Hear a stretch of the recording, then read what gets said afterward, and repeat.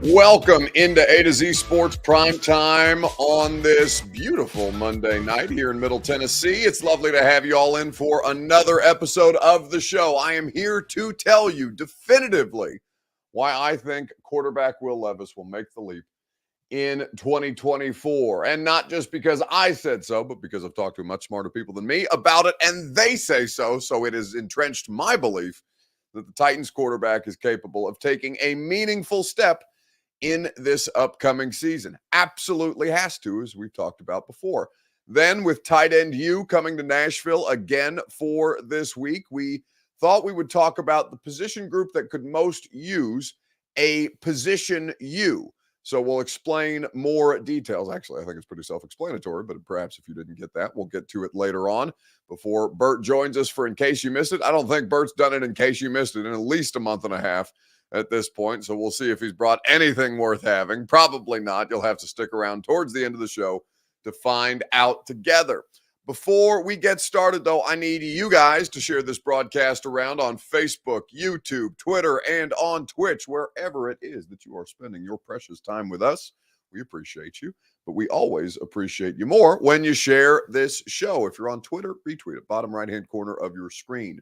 Facebook Live, you can share now to public. That's in the bottom left. And YouTube or Twitch, if that's where you choose to consume us.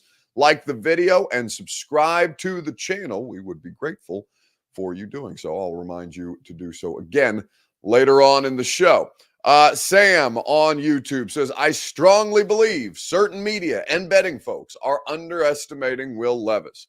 Well, I think that there is reason to believe that they just haven't watched Will Levis. And I'm going to explain to you what I mean by that here in just a second. But let's go ahead and get this thing off the ground. So I'll tell you why I definitively believe that he is capable of doing just that.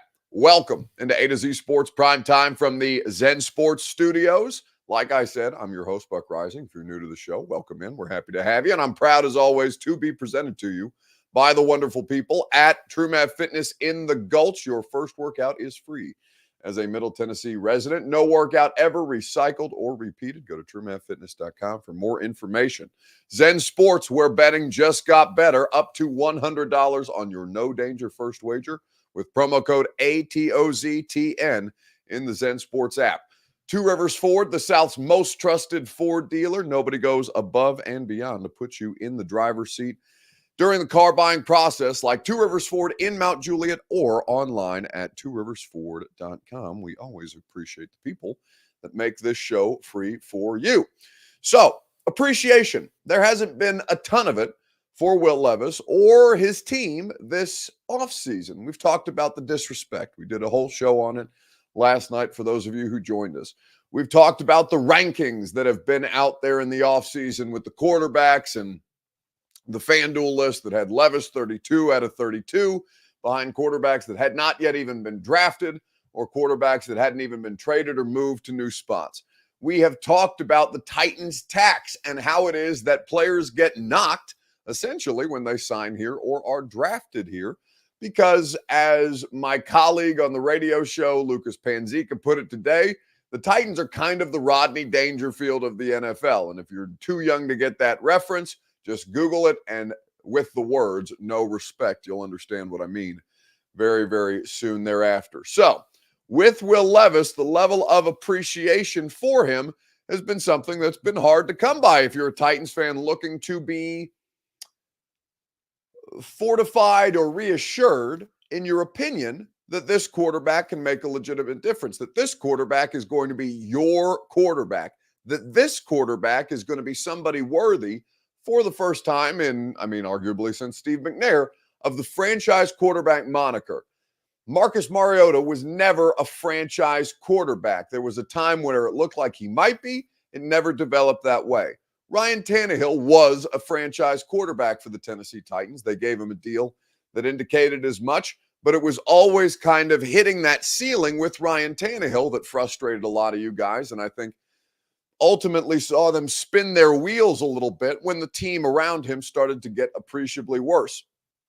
So a lot of Titans fans think that Will Levis is their franchise quarterback for the first time since McNair. And I'm not going to argue against it outright. I'm very much in the wait and see party on Will Levis as far as what the future will portend. But I will tell you right now that I love the offseason that they had around Will Levis en route to trying to go all in on him. And to their credit, instead of, dragging their feet or not or being non-committal, because a handful of teams have done that with quarterbacks who are who you're not really sure on. And there's a very small sample size on Will Levis, so it's completely fair if you're unsure on him. I do think that there's enough here, though, to break this thing down and to indicate to us that Will Levis is completely and totally capable and equipped of making the leap in 2024. And I'll let you hear from Nate Tice on the matter here in just a second. The question that I'm going to ask you, your Two Rivers Ford take, as is the custom, why should Titans fans be confident that Will Levis will make the leap in 2024? What is it that gives you the most confidence? If you had to nail it down to one thing on this quarterback, what is it that makes you, and perhaps you don't feel confident in Will Levis? And if you are somebody that is not confident in Will Levis, I'd be fascinated to hear your explanation as well. It's your Two Rivers Ford take. As always, it's presented by the South's most trusted Ford dealer. That's Two Rivers Ford in Mount Juliet.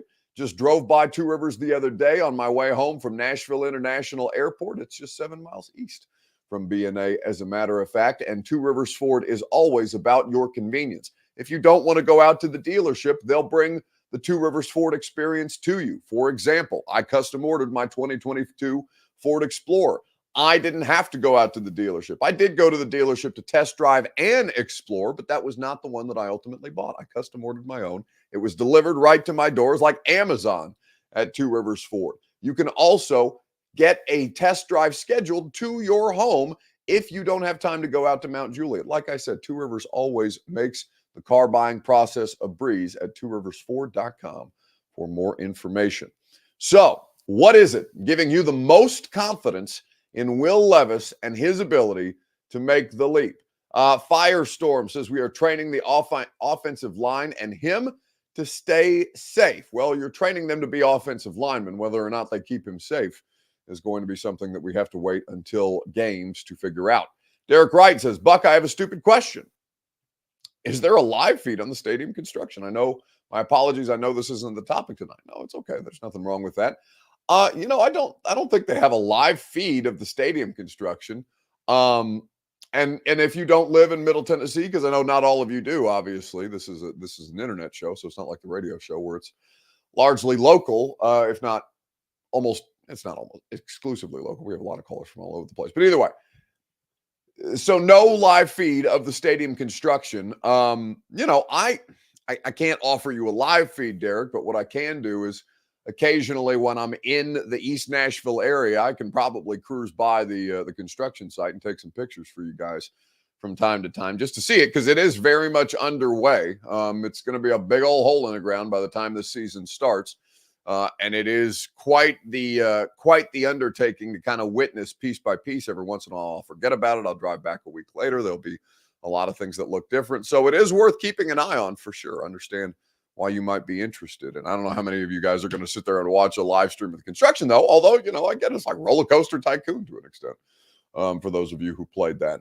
So, what is it giving you the most confidence about Will Levis in 2024? The way they are building around him, says Harry T-Dub, one on YouTube. Eric Castillo says Callie's scheming around Levis's strength. That's what Big Gus says. Brian Callahan's resume doesn't hurt.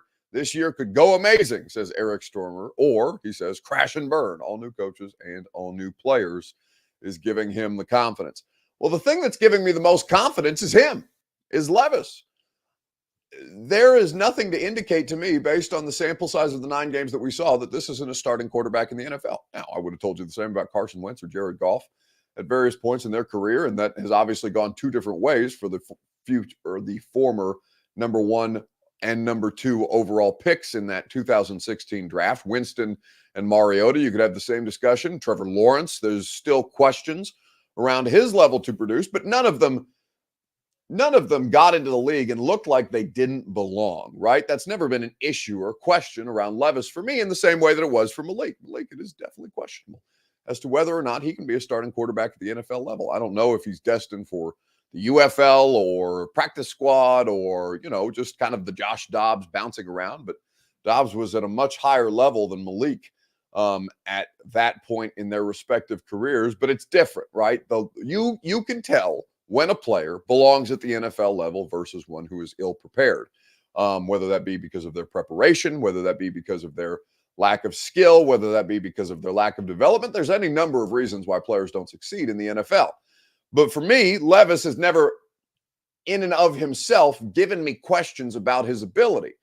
And it is that ability that gives me the utmost confidence about him making the leap on top of the moves that they made around him. And that was something that Nate Tice of Yahoo Sports and myself, or I guess Nate Tice of Yahoo Sports and me, talked about on the radio show. I think this was last Tuesday. Answers does this offense give the quarterback? And it's just a matter of how quickly the quarterback gets to the answer that's provided here.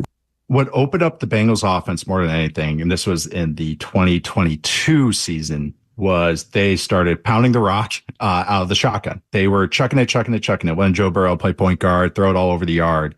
And then defenses were like, screw that. We'll just run cover 2 against you. All right. See if you guys can keep doing that. And what the Bengals did, and this is one of the coolest things that any team did in the whole NFL the last couple of years, is they were like, all right, we're going to stay in the shotgun. We're going to just pound the rock. You're going to run those 2 high safeties, light boxes, 5 yards of Joe Mixon, 6 yards of Joe Mixon.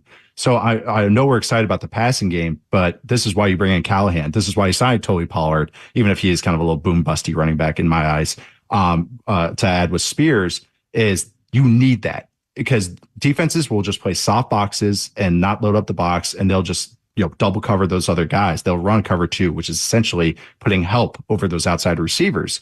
But the thing is, Callahan has already gone through those issues, so they've already have the auxiliary answers, all the secondary answers, the change-ups and everything already kind of pre-made, which is nice.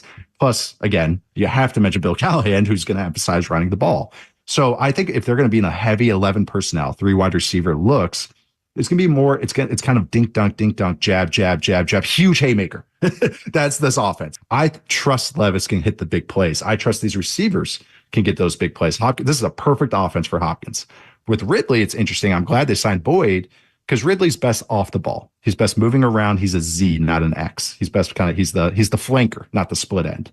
He likes move him inside and out, move him outside, move him inside, motion him into the slot. The Bengals found a lot of success recently doing that with Jamar Chase. At first, it was just outside, and they're like, hey, we got to open this guy up. They're just going to run cover 2 against him. That's why I'm excited to see, because I think Ridley would be perfect in that type of role. The big question on all this is, can Levis be that kind of safer quarterback? Be the guy that's kind of hitting singles, getting on base, rather than just be a 3 true outcomes kind of guy and just hit home runs and strike out. Like, he has to get on base more.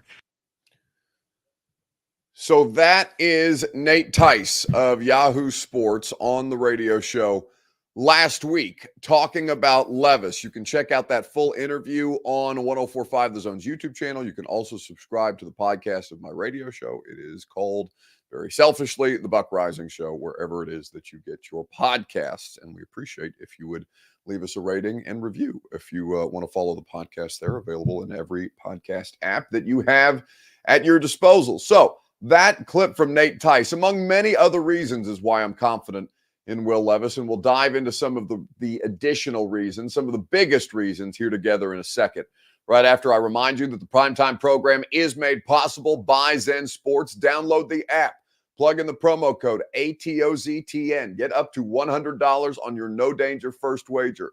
NBA Finals Game 5 about to tip off. It is just about time for you to get your Zen Sports bets in. So whether it's the NBA, the NHL, or after that Major League Baseball, you can always bet your favorite major sports at zensports.com. Plug in the promo code ATOZTN.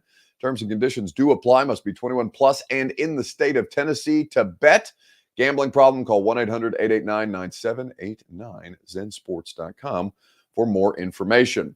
Eric says Pollard and Spears will be the reason that this Titans offense works. What's shaking Titans? On YouTube says, I believe we see him grow throughout the season. However, I believe his breakout year will be 2025. It is his first year with a new coach and playbook and new weapons. If it takes him another year, then you need to move on, like flatly.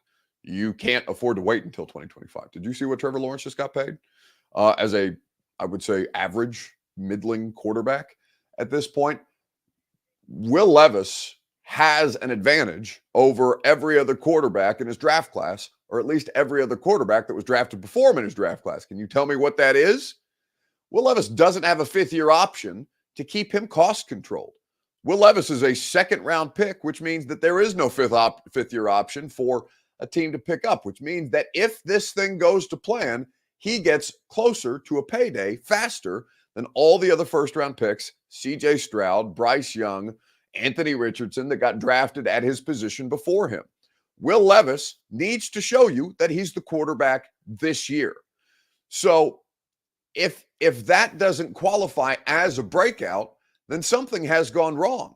And frankly, if Will Levis does not prove to you with 100% certainty that he is the future of the franchise after this season, then you need to move on from Will Levis.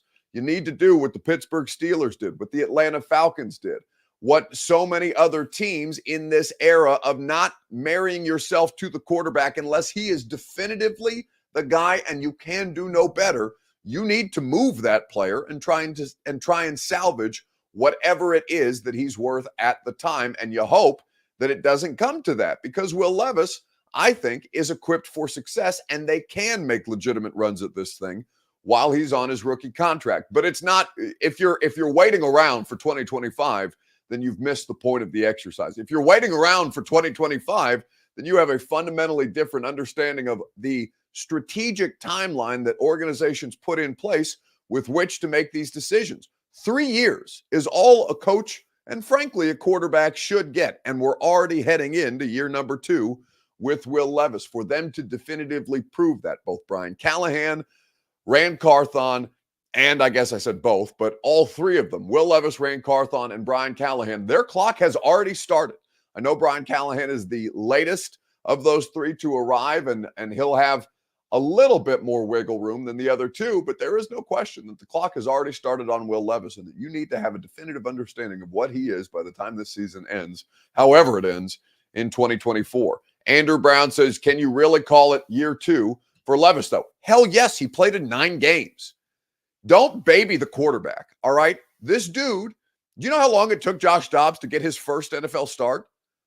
It took him, 6 years? 7 years at least to be a journeyman quarterback, to land on the Tennessee Titans, to have a team that had the quarterback situation that the Titans did with Malik Willis at the time, to come in and start right away in a late game situation where they were going to be resting a bunch of starters. That's all the different things it took for Josh Dobbs to get his first career start in the NFL and turn into a bit of a phenomenon for half a season last year, where he was really, soaring to the highest highs that he has had as a professional quarterback.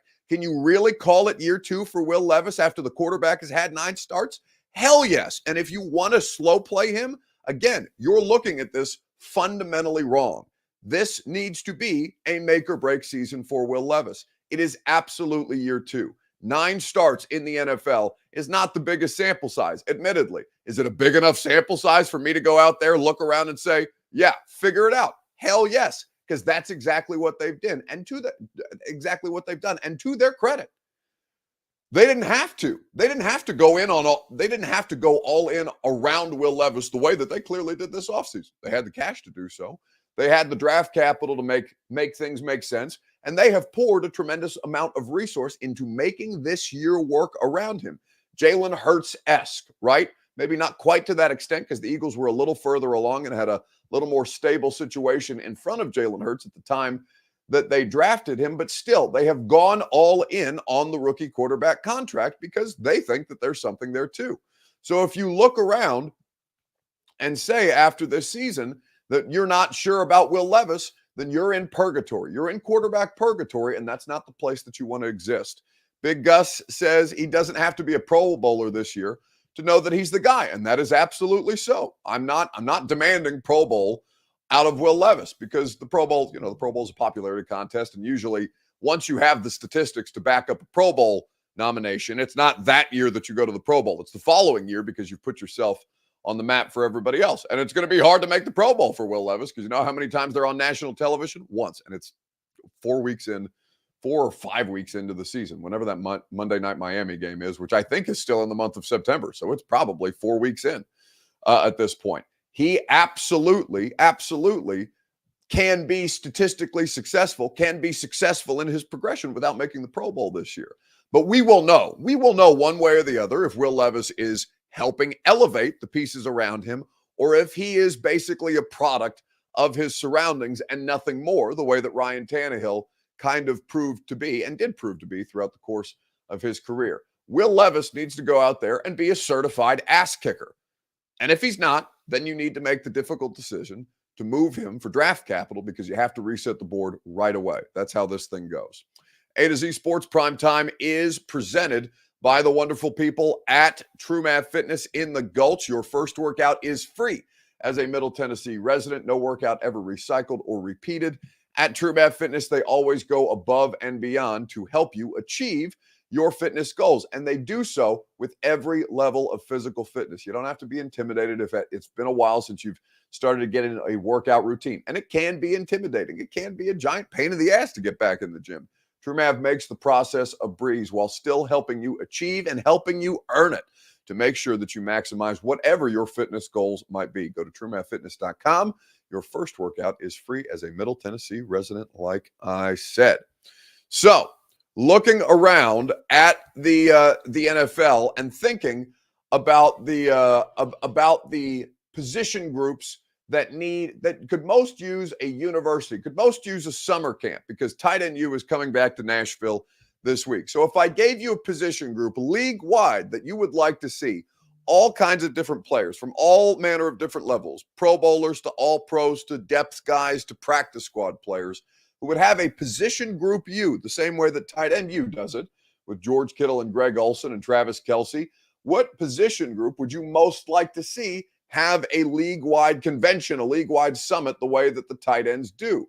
We'll talk about it together right after I remind you that the Primetime program is made possible by the Ashton Real Estate Group of RE/MAX Advantage. Don't sell without the intel that only the Ashton team can provide. The official real estate agent of the Nashville Predators is GaryAshton.com.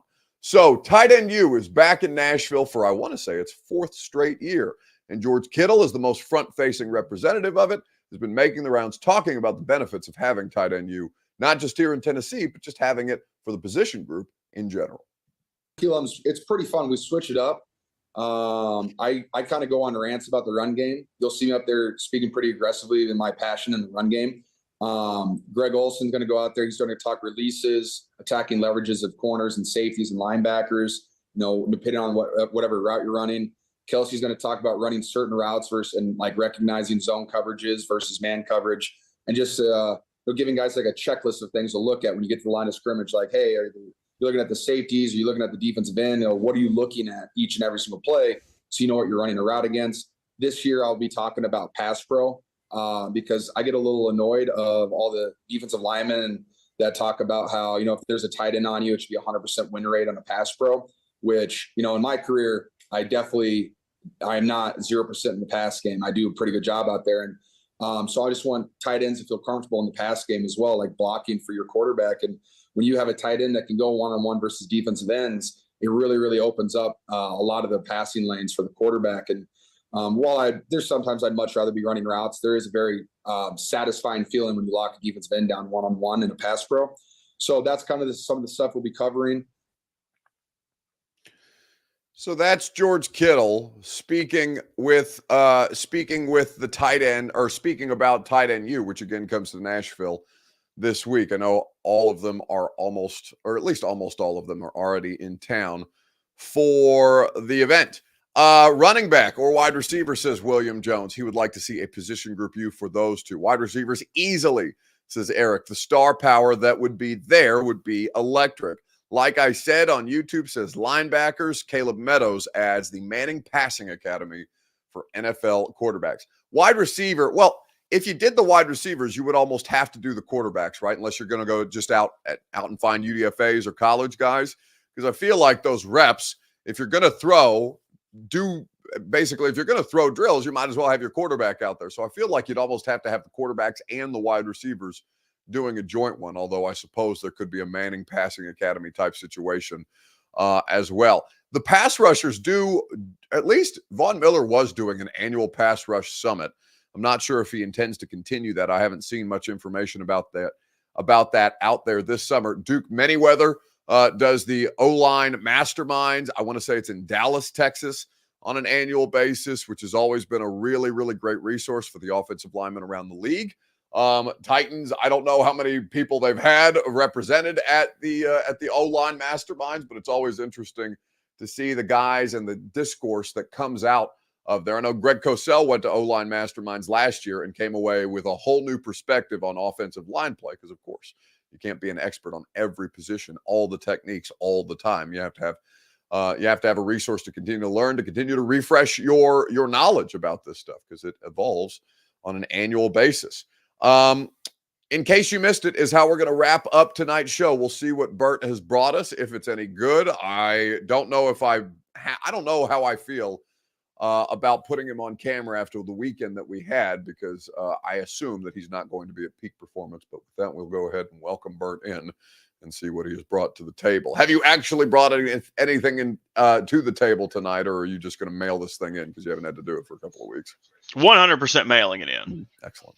And you don't have to be, you keep this gruff appearance about our relationship. After this trip, I feel like you don't have to be coy anymore. You can be open about how close we are, about how we shared an intimate aquarium experience together. We made matching friendship bracelets.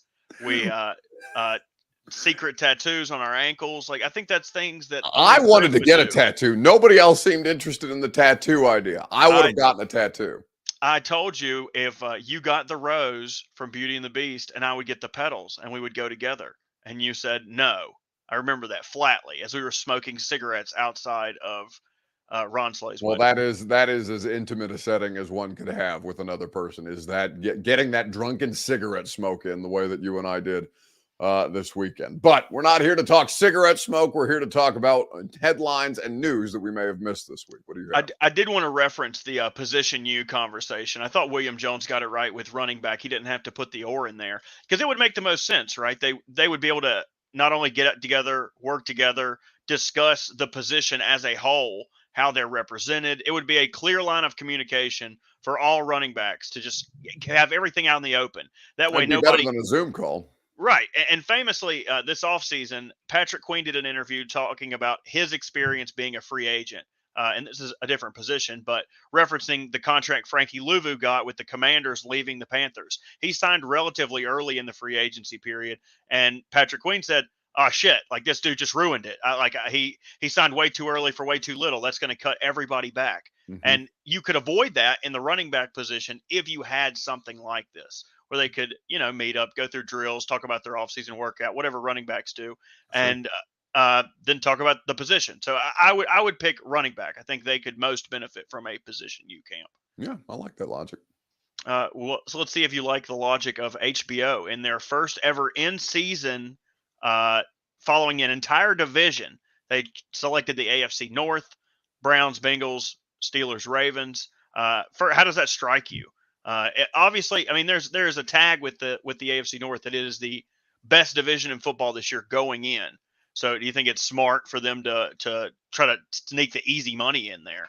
Well, yes, it is for sure. And I think you're liable to get more interest, especially where the division rivalries are so strong, where they hate each other so actively that you can fuel something like that in season. Because in season Hard Knocks is kind of just, I don't know. I haven't felt compelled to seek it out. Now, again, we've talked about this with me specifically. I'm not the target audience.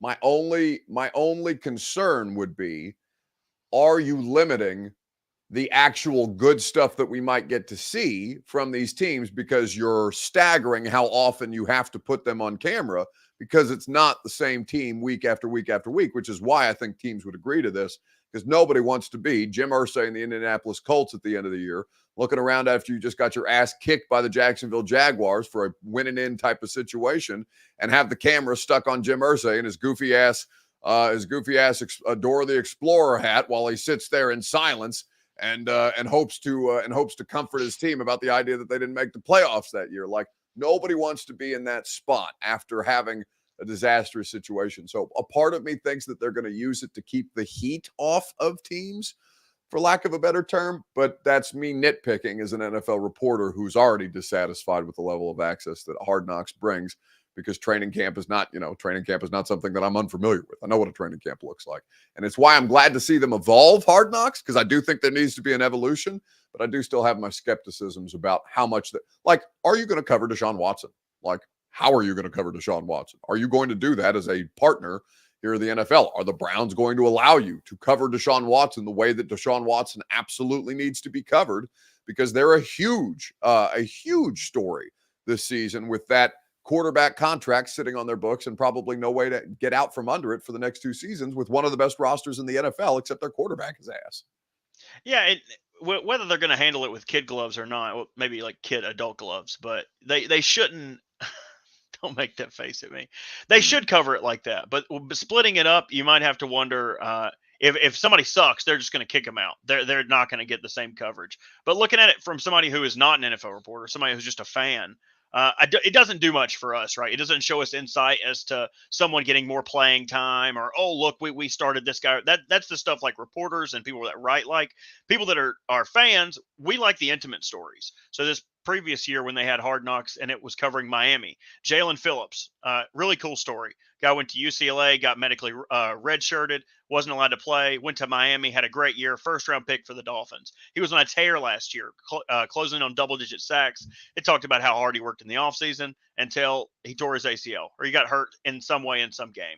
And it followed, it kind of sucked. It made me feel like a connection with that player. You know what I mean? That's the stuff that I'm looking for. Like those stories, not necessarily somebody getting hurt, but somebody working back from getting hurt. I'm more invested in him coming back now. I want him to have a good year, and I don't give a shit about the Dolphins at all. But those are the things that I think that's how you cultivate from the NFL standpoint. That's how you make fans of players, not just teams, not just abstract ideas. I like the NFL. Now you're invested.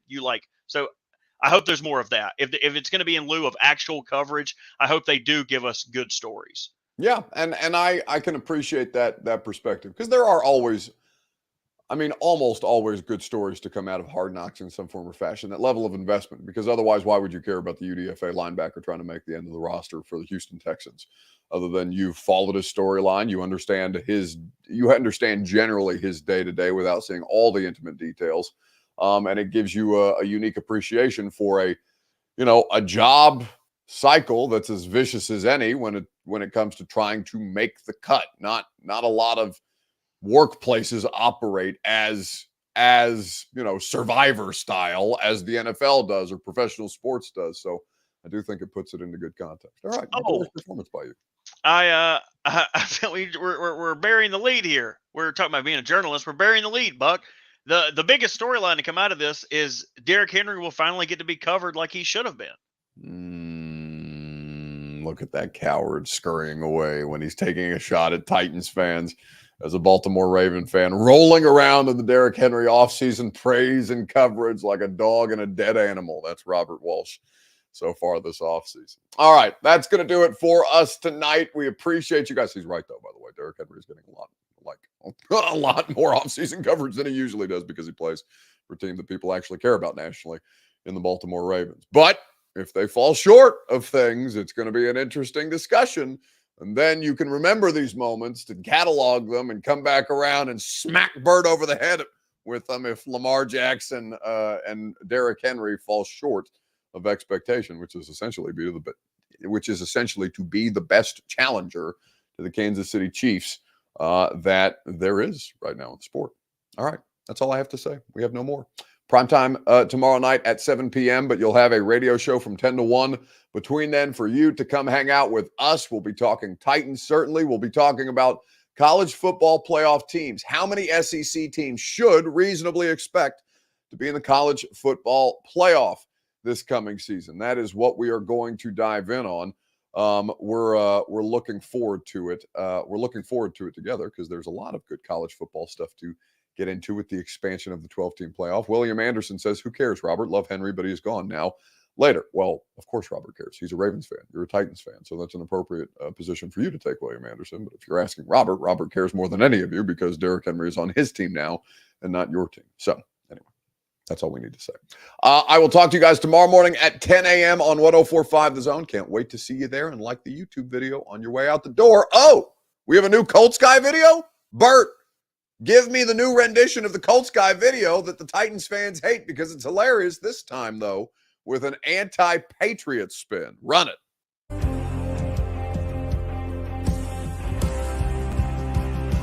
This is our Colts. This is our team. We bleed blue. This is our Colts. Whether win or lose, we love them. For the shoe, beat the Pats. Bye-bye, Belichick. Guten Tag, Germany. Let's go, Colts. Ha!